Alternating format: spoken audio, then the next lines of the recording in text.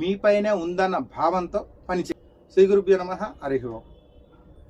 ఈరోజు కూడా స్వామి వివేకానంద గారి యొక్క ఒక సూక్తిని మనం తెలుసుకుందాం. అంటే మంచి మాట ఆయన జీవితంలో అవలంబిస్తూ పాటిస్తూ నలుగురికి చెప్పిన ఈ సూక్తిని తెలుసుకుందాం.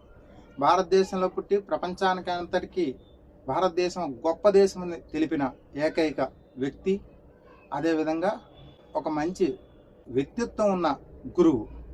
ఈయన అన్ని రకాలుగా మనం ఒక గురువుగా స్వీకరించి ఆయన చెప్పిన మాటలన్నీ కూడా మనం ప్రతి మందికి తెలుపుతూ నిత్య అన్వేషకుడిగా మనం ఉండొచ్చు.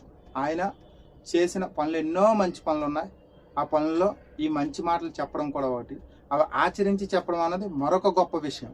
మనం కూడా అన్నీ ఆచరించకపోయినా కొన్నైనా ఆచరించాలని చెప్పి, ఇది చూసిన వాళ్ళు ఒకరైనా సరే ఇది ఆచరిస్తారని చెప్పి కోరుకుంటూ ఈరోజు ఒక మంచి సూక్తి అందరి కోసం చెప్పిన ఏకైక చాలా మంచి మాట ఇది.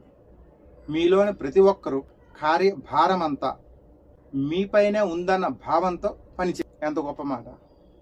మనం ఈరోజు అనుకుంటాం ఈ పని అంతా నేనే చెయ్యాలి, నాకెవరు సహాయం లేరు, నాకు సహాయం కావాలి, లేదా ఈ పని నేను చేయలేనేమో అని సహాయంతో ఉండిపోతూ ఉంటాం. అలా కాకుండా మనం పని భారం అంతా మాందే, నేనే చెయ్యాలి, మరి ఎవరు చేయలేరు అనే ఉత్సాహంతో మనం పని చేస్తే మనకి మంచి విజయాలు అందుతాయి. ముందుకు వెళ్ళడానికి ఒక మంచి ఎంటర్ప్రైనర్గా మీరు ముందుకు వెళ్ళడానికి అవకాశం ఉంటుంది. అంటే ఒక సంస్థ పెట్టినప్పుడు అవసరమైతే ఆ సంస్థలోని పనివాడిలా కూడా మనమే పని చేయాలి.